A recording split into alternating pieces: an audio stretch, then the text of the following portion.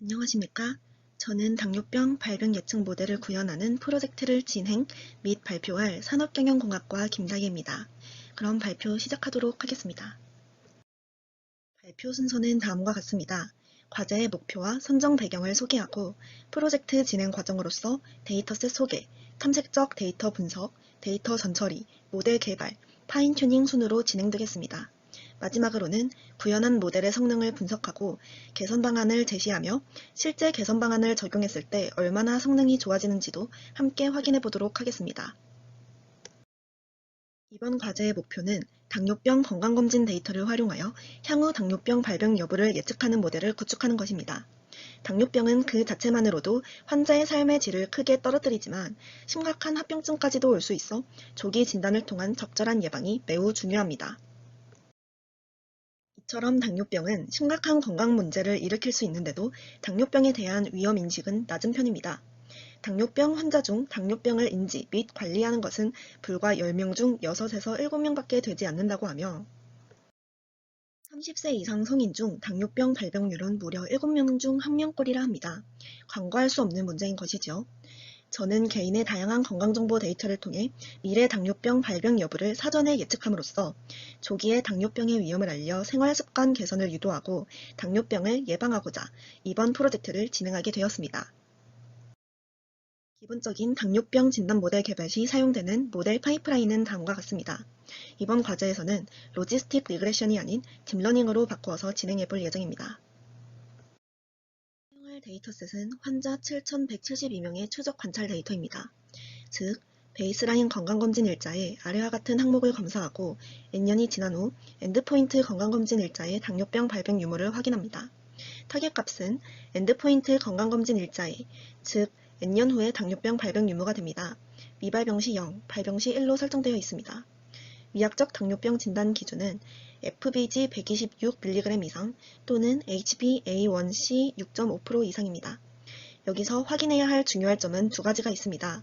첫 번째로 전체 데이터 중 당뇨 발병자는 약 8.4%로 비대칭 데이터라는 점입니다. 그렇기 때문에 평가 지표로서 어크레이시 값이 아닌 리콜, F1 스코어, AUC 값 등을 사용해야 합니다. 두 번째로 현재의 당뇨병 유무를 진단하는 목적이 아니라 현재의 건강 상태를 토대로 미래의 당뇨병 유무를 진단하는 모델이라는 점입니다. 모델 구현에 앞서 모델의 원활한 학습 및 분류를 위해 피처의 수를 줄이고자 탐색적 데이터 분석을 진행하였습니다. t-테스트를 통해 환자군과 정상군 사이에 통계적으로 유의한 피처를 찾고자 하였고, 결과적으로 아래의 4가지 피처의 p-value가 0.05보다 큰 것을 확인하여 전처리 부분에서 이 4가지 피처를 우선적으로 제외하도록 결정하였습니다. 데이터 전처리 파이프라인은 다음과 같습니다. 앞서 확인된 기준을 통해 모델 학습에 필요한 피처를 선택하고 카테고리컬 데이터인 성별을 0과 1로 인코딩하였습니다. 미싱 밸류는 베이시안 리니어 리그레션을 이용해 멀티플 인플레이트를 사용하고 각 피처들의 스케일 차이에 의한 영향을 줄이기 위해 성별을 제외한 피처들을 스케일하였습니다. 그리고 정상인에 비해 환자 수가 매우 적은 데이터 비대칭을 해결하기 위해 어답티브 신더틱 샘플링을 이용해 오버샘플링을 진행하였습니다. 앞서 말씀드린 내용을 구현한 코드입니다. 모델의 디자인에 있어 최우선적으로 고려한 부분은 남성과 여성의 데이터 및 모델 분리입니다. 남성과 여성은 의학적으로 다른 부분이 분명 존재하기 때문에 남성과 여성을 분리하여 각각의 서브 모델을 만들고 별개로 학습시키는 전략을 택하여 성능을 높이고자 하였습니다. 따라서 프로젝트를 진행하는 동안 딥러닝 모델의 튜닝을 포함해 다양한 하이퍼 파라미터들을 파인 튜닝하며 가장 성능이 좋다고 판단되는 남성 모델 및 여성 모델 각각을 확인하고 해당 모델들을 서브 모델로 갖는 거대한 모델을 만들었습니다. 이 모델은 남성과 여성의 데이터를 받아서 당뇨병 유무를 예측하고 기존에 있던 데이터의 인덱스대로 재조합하여 출력합니다. 이는 성과 측정을 위해 트루 레이블의 인덱스와 멀지된 데이터의 인덱스를 맞추기 위함입니다. 앞서 말씀드린 내용의 모델 디자인입니다. 코드가 길다 보니 잘 보이지 않아서 추후에 별도의 영상을 통해 간략히 코드를 확인하는 시간을 갖도록 하겠습니다.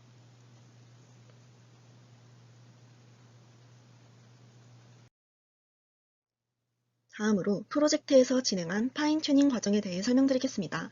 데이터 전처리 단계에서는 오버샘플링을 위해 어떤 알고리즘을 선택할 것인지, 어떤 스케일링 기법을 선택할 것인지, 남녀 각각 어떤 피처를 사용할 것인지를 남녀 각각 구분하여 성능을 비교해가며 결정하였습니다. 또한 서브모델로 사용된 값 딥러닝의 파라미터 또한 남녀를 구분하여 별개의 튜닝을 진행하였습니다. 모델 학습 시 사용했던 밸리데이션 스코어 및 테스트 스코어를 비교해가며 보다 좋은 성능을 위해 필요한 전략을 세웠고, 마지막으로 모델 및 아웃풋 레이어인 소프트맥스를 통해 산출된 로직 값의 스레스홀드를 변경해가며 최고의 스코어를 찾을 수 있는 스레스홀드를 찾고자 하였습니다. 결과적으로 선택된 파라미터 값은 다음과 같습니다. 저는 리콜 및 AUC 값을 높이기 위하여 펄스 네거티브 값을 최대한 줄이고자 하였고, 결과적으로 트레스홀드의 디폴트 값인 0.5보다 살짝 낮은 0.3에서 4 구간대의 트레스홀드를 사용하게 되었습니다. 이는 그리드 서치 CV를 통해 트레스홀드를 0.0001씩 변경해가며 얻은 최저값으로, 이 과정은 결국 환자임에도 환자가 아니라고 예측하는 것을 최대한 기피하려 했다고 볼 수도 있겠습니다. 여기까지가 본 프로젝트의 진행 과정에 대한 설명이었습니다. 이번 페이지에서는 모든 코드를 짧은 영상으로 확인해 보도록 하겠습니다.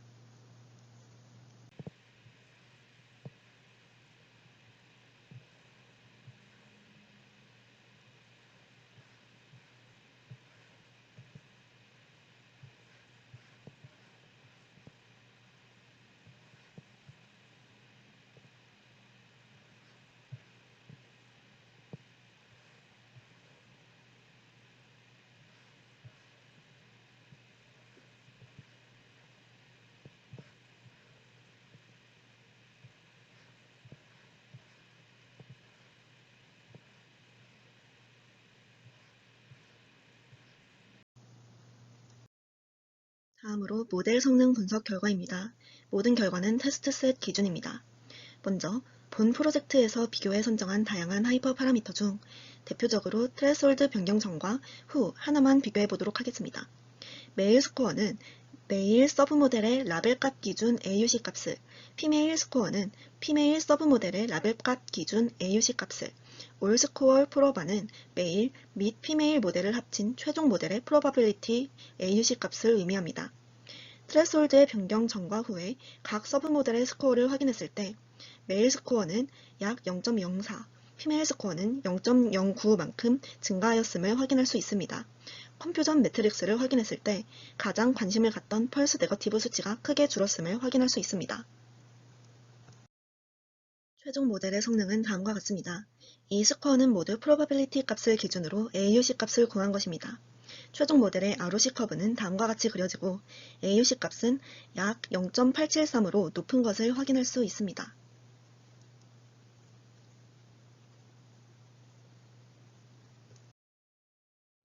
다음은 개선 방안 제시입니다. 구현된 딥러닝 모델의 AUC 값은 0.873으로 높은 편에 속하지만 타겟 값의 리콜 값은 비교적 낮은 결과를 보이고 있습니다. 저는 이 원인에 대해 딥러닝 합숙 시 얼리 스토핑의 모니터 값에 AUC 및 발 AUC가 없어 가장 성능이 높은 모델을 찾는 데 한계가 있고, 머신러닝을 포함해 다양한 모델의 성능을 비교해보며 찾는 것이 아니라 딥러닝 모델만을 사용하였다는 한계가 있다고 생각했습니다. 또 본 페이지에 작성하지는 않았지만 지금 생각해보면 피처 간의 곱셈 등의 연산을 통해 보다 설명력 높은 피처를 새롭게 만들 수 있었을 것이라는 생각도 듭니다. 저는 이러한 한계를 인식하고 프로젝트를 그저 종료하기보다는 직접 다양한 머신러닝 기법을 비교 분석해보며 최고의 성능을 가진 모델을 찾아보고자 하였습니다. 실제 개선한 결과 기존 모델이 약 0.873의 AUC 값을 보이는 데 반해 새로운 모델의 AUC 값은 0.90까지 상승했음을 확인할 수 있습니다. 펄스 네거티브 값도 40에서 7로 대폭 줄었으며 타겟 값인 1의 리콜 값은 0.67에서 0.92로 크게 향상한 것을 확인할 수 있었습니다. 이상 당뇨병 발병 예측 모델 개발 프로젝트를 진행한 산업경영공학과 김다희였습니다. 감사합니다.